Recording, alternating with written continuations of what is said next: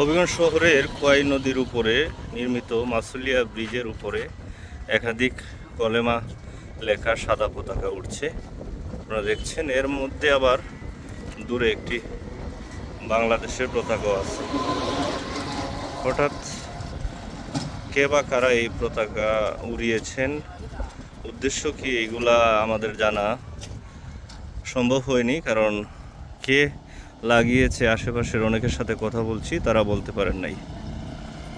একাধিক পতাকা, সাদা পতাকার মধ্যে কালো রঙের আরবি অক্ষরে কলেমা লেখা, এর মাঝখানে বাংলাদেশের একটি পতাকা আছে। আপনারা দেখছেন বাংলাদেশের একটি পতাকা এবং একাধিক কলেমা সমৃদ্ধ সাদা রঙের পতাকার মধ্যে কালো খালিতে কলেমা লেখা আছে।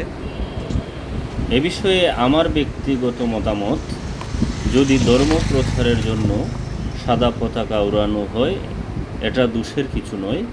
এর পিছনে যেন অন্য কোনো ষড়যন্ত্র না থাকে। শুধু যে মাসুলিয়া ব্রিজেই এরকম কলেমা লেখা পতাকা উঠতে দেখা যাচ্ছে তা নয়, দেশের বিভিন্ন স্থানে ইতিমধ্যে এরকম কলেমার পতাকা উঠতে দেখা গেছে।